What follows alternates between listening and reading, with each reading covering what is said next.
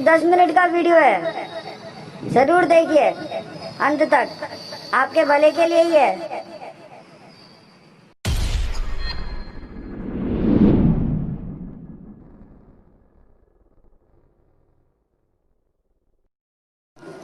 सिलीगुड़ी के station feeder road यानी कि एसएफ रोड की शुरुआत तो बहुत ही अच्छी होती है। हरे भरे पेड़, चौड़ी सड़कें, पार्किंग के लिए पर्याप्त जगह, लेकिन अंत बेहद ही निराशाजनक। चलिए जानते हैं कैसे।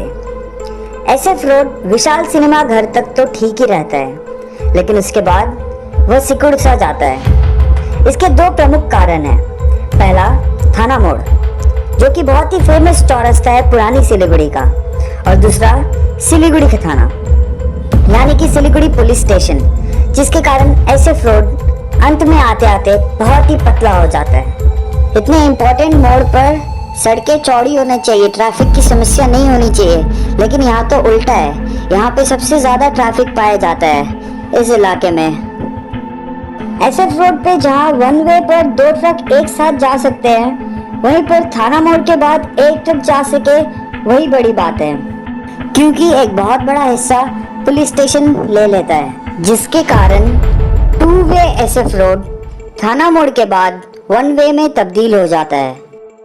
अब इसके ऊपर कुछ हिस्सा पुलिस स्टेशन तो ले ही लेती है, लेकिन उसके अलावा भी खराब पड़ी ट्रकें, एक्सीडेंट हुई गाड़ियां, पुलिस के जीप, बाइक्स पुलिस थाना के आगे पड़ी रहती है, जिसके कारण ट्रैफिक की प्रॉब्लम्स 2 गुना हो जाता है।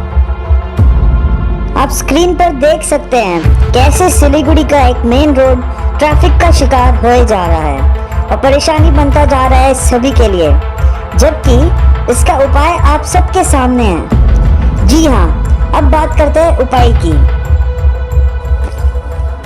यह सॉल्यूशन बड़ा ही आसान और प्रैक्टिकल है, जिससे लोगों को 2 तरह की सुविधाएं मिलेगी। अभी प्रशासन पर डिपेंड करता है कि वह कितनी डेडिकेटेड है सिलीगुड़ी वासियों की प्रॉब्लम सॉल्व करने में।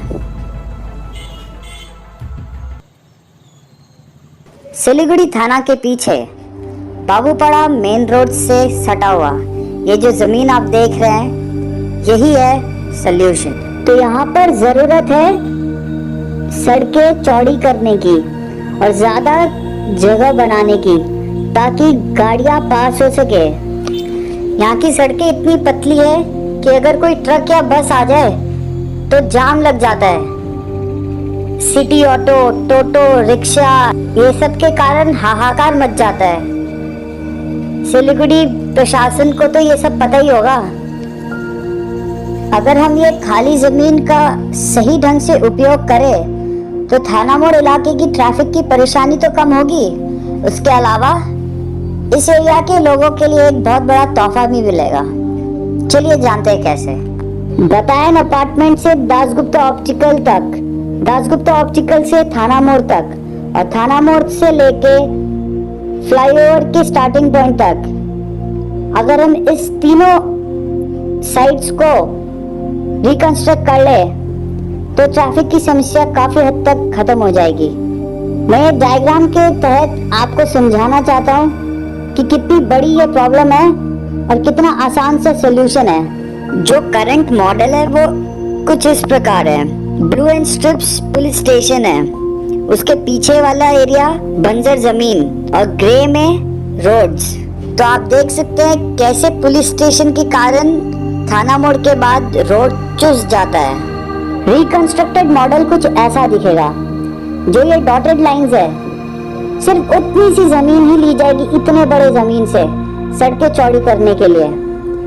इससे पुलिस स्टेशन अंदर की ओर आ जाएगा, ट्रैफिक की समस्या कम हो जाएगी, गाड़ियों का आना जाना आसान हो जाएगा, लोग अपने घर जल्दी जा सकेंगे, ट्रैफिक की परेशानी में नहीं पड़ेंगे। इन तस्वीरों से आप खुद ही अंदाजा लगा सकते हैं कि एक मेन रोड होने के बावजूद कितनी पतली सड़कें हैं ये, और रिकंस्ट्रक्शन के बाद सड़कें काफी चौड़ी हो जाएगी, जिसका सीधा सीधा फायदा सिलीगुड़ी के लोगों को ही मिलेगा।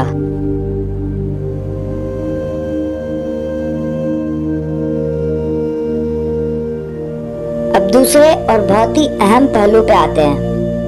Ministry of housing and urban affairs ने 2014 में अर्बन ग्रीनिंग गाइडलाइंस जारी की थी, जिसके तहत शहरों में किस हिसाब से आने वाले प्रगति और डेवलपमेंट के कार्यक्रमों को आगे बढ़ाया जाए, पर्यावरण का ध्यान रखते हुए एक विस्तार पूर्वक दिशा निर्देश दी गई है राज्य सरकार और नगर पालिकाओं को, जिसमें मेन फोकस सस्टेनेबल डेवलपमेंट पे किया गया है। चलिए जानते हैं क्या है ये। बढ़ते हुए जनसंख्या, प्रदूषण और तेजी से शहरीकरण को मद्देनजर रखते हुए इस गाइडलाइंस में कहा गया है कि हमें अपने शहरों में हरियाली को प्राथमिकता देनी होगी और उसे ज्यादा से ज्यादा बढ़ाना होगा। इसके तहत भारत के शहरों को 4 हिस्सों में बांटा गया है, जो कि आप स्क्रीन पर देख सकते हैं।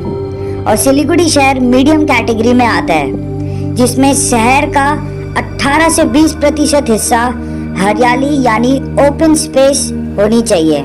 WHO यानी वर्ल्ड हेल्थ ऑर्गेनाइजेशन के अनुसार शहरी निवासी से ग्रीन स्पेस सिर्फ 15 मिनट की पैदल दूरी पर होनी चाहिए। और इस गाइडलाइंस में खासकर कहा गया है कि प्रति 10,000 व्यक्ति की आबादी के लिए एक पार्क होना बहुत जरूरी है, जिसकी साइज कम से कम 2000 स्क्वायर मीटर से 4000 स्क्वायर मीटर हो। अब अगर देखें तो सिलीगुड़ी के ऑफिशियल गवर्नमेंट वेबसाइट के अनुसार सिलीगुड़ी 42 स्क्वायर किलोमीटर में फैला हुआ है और आज की आबादी करीब 7,55,779 है। गाइडलाइंस के हिसाब से हर 10,000 व्यक्ति के लिए एक पार्क के अनुसार सिलीगुड़ी को कुल 70 पार्क चाहिए for about ½ to 1 acre of land.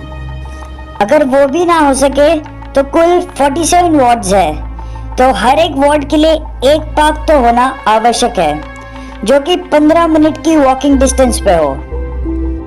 अगर आप कैलकुलेट करें, अपने आसपास देखें, तो आपको दिखेगा सिलीगुड़ी में और आपके इलाके में बहुत ही कम ओपन ग्रीन स्पेस है। आपको ढूंढना पड़ेगा कि आपके आसपास प्लेग्राउंड किधर है। बस गिनती के बचे कुछ छोटे स्पेसेस मिलेंगे जिसको ओपन स्पेस में नहीं लिया जा सकता। अब अगर बात करें बाऊपाड़ा, देशबंधुपाड़ा, मिलनपल्ली, खालपाड़ा, जजोदिया मार्केट और बर्दवान रोड इलाके की, तो आप देख सकते हैं यहाँ पे Dadabhai sporting club, Baupara boys club और YMA के अलावा, जो कि सब एक तरफ है, कोई भी प्रॉपर ग्रीन स्पेस या पब्लिक पार्क नहीं है, जो कि इस समय की बहुत ही ज़्यादा नेसेसिटी है सिलीगुड़ी के लोगों के लिए। तो हम सभी के पास एक बहुत ही अच्छा और नायाब अपॉर्चुनिटी या कहे ऑप्शन है कि यहाँ पे एक तीर से 2 निशाने लगा सके। नंबर 1, एक तो रोड स्टडी हो और दूसरा जो ये बंजर ज़मीन है उसको एक प्रॉपर साइंटिफिकली प्लान्ड पार्क बनाया जाए। आने वाले समय में ट्रैफिक बढ़ेगी, गाड़ियों की मात्रा 2 गुनी होगी, जिसके कारण पोल्यूशन लेवल्स बढ़ेगा। तो इस पार्क का होना इसलिए बहुत आवश्यक है ताकि पोल्यूशन लेवल्स घटा सके, एरिया को ठंडा रखे और इस इलाके के लोग जब चाहे इस पार्क में आ सके, जॉगिंग कर सके, मन बहला सके, स्ट्रेस कम कर सके, बच्चों को लेके आके झूले झुला सके, बैठ सके, गप्पे मार सके, जो जी चाहे वो कर सके। और अब ये इस इलाके के लोगों और खासकर सिलीगुड़ी प्रशासन पर डिपेंड करता है कि वह चाहती है कि सड़कें चौड़ी हो, ट्रैफिक की समस्या कम हो, लोग स्वच्छ हवा ले सके, लोगों के लिए पब्लिक पार्क बने या नहीं। आप देख सकते हैं थाना मोड़ इलाके की हालत क्या है और आगे आप समझदार है ही। धन्यवाद।